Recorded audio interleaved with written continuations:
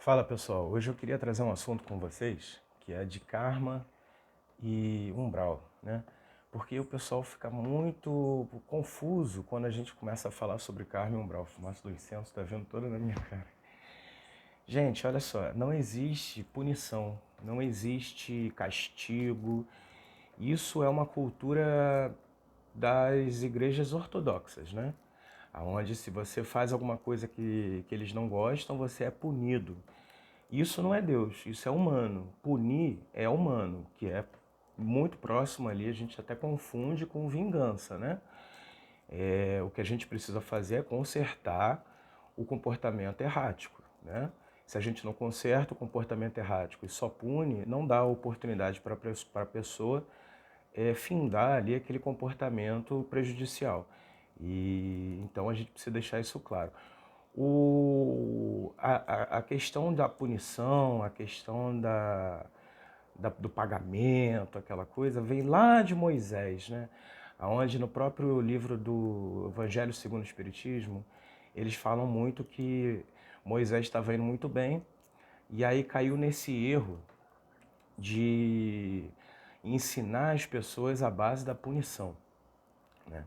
Só que o próprio Espiritismo, que veio muito misturado com o catolicismo, também trouxeram essa questão da punição. Por exemplo, se você é um suicida, você vai direto para o Vale dos Suicidas. Gente, não tem nenhum lugar nos livros de Kardec que diz isso, né? Existe sim, se você morre, se você se suicida com determinada frequência, com aquela questão da frequência do desespero, da frequência daquela dor, você vai. Mas não é uma questão de punição, não é uma questão de pagamento de dívida, não é uma questão de sofrimento obrigatório por ter feito alguma coisa que não era natural. Isso não existe. Porque se você se suicida tranquilo, por exemplo, não estou indicando ninguém a fazer isso, pelo amor de Deus. Mas existem casos, né, das pessoas que, por exemplo, fumar. Fumar é um suicídio lento. E as pessoas não produzem aquela energia de desespero e de raiva, de ódio e acabam indo para um umbral. Não. Por exemplo, remédios. Os remédios alopáticos, né, da farmácia. Eles é um suicídio lento, porque todo remédio ali tem o seu efeito colateral no seu organismo, né? E é um efeito colateral prejudicial sempre. Então, por exemplo, você está suicidando agrotóxico, etc e tal. Então, é um suicídio lento, é uma forma de suicídio lento. Então, se fosse o caso, toda a humanidade, a não ser as pessoas ali que plantam seus próprios alimentos, iriam para um umbral diretamente por alguma espécie de punição. E karma também não é uma punição. Karma é o que você atrai. Né? Se, por exemplo, se na sua vida você só praticou o bem, você não vai estar produzindo ali nenhum karma negativo para a sua vida ou nem para as próximas vidas. Porque você está se ligando à vibração positiva, né? Seja ela qual for. Agora, se você produziu brigas, guerras, discussões, fofocas, intrigas, injúrias, aquelas questões todas, você sim vai estar, o seu perispírito, ele está com essa energia toda acumulada dentro do seu corpo, e aí ele, quando ele passa para a pátria espiritual, ele precisa limpar essa energia, e só há uma maneira de fazer isso, que é revivendo, voltando a encarnar, e aí produzindo as questões diferentes, né? Sabe, todo mundo tem algum afinco muito grande aqui na Terra. Todo mundo tem uma vontade muito grande aqui na Terra de fazer, acontecer, ou então de se modificar, de preciso ser isso, preciso ser aquilo. É exatamente isso. É uma memória do seu eu superior te indicando para fazer determinadas ações, para você corrigir determinados erros do passado. Então, se você sente ainda muito forte essa questão dentro de você, persista nisso, tá? Porque não é uma punição, não existe punição. Deus não está sentado no trono com um cajado de barba branca te esperando ali para te julgar. Quem vai te julgar é você mesmo. É você com as suas vibrações. E aí você vai fazer o que você precisar fazer nessa vida ou na próxima. Você vai passar pelo que você precisar passar nessa vida ou na próxima, de acordo com você mesmo. A gente precisa entender que não é só falar, não é só andar por aí, não é só respirar, almoçar, jantar, não é só comer, não é só, né, reproduzir. Isso não é só isso.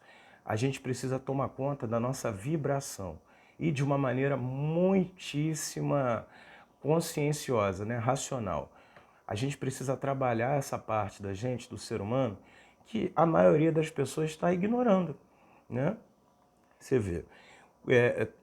Teve uma moça que fez um comentário muitíssimo interessante, que é o seguinte: qual é a diferença mental, tá? A diferença mental do rapaz que dirigia a carroça lá na época de Jesus, da mentalidade dele, para o rapaz que está dirigindo um avião hoje em dia, né? A gente aprendeu a montar Lego, a gente aprendeu a fazer construções, a gente aprendeu a fazer maquinário. Agora, lidar com o próprio corpo, lidar com a própria vida, lidar com a própria existência, a gente parou.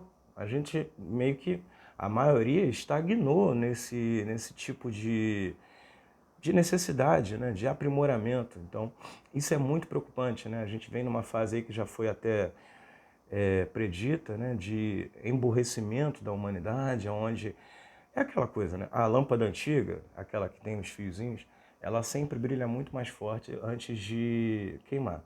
E é o que está acontecendo. A gente está na transição planetária e a lâmpada da escuridão, da treva, a lâmpada da treva é difícil, mas vamos lá. A lâmpada da treva, ela está brilhando o máximo que ela pode antes de queimar, porque não há mais espaço para eles aqui na Terra. Então eles estão usando de tudo, né? Você abre hoje em dia qualquer mídia social aí e você vê esses absurdos, você vê essa sexualidade de uma forma explícita no palco, de show, enfim. Não estou dizendo, não estou julgando, cada um com seu cada qual, sabe?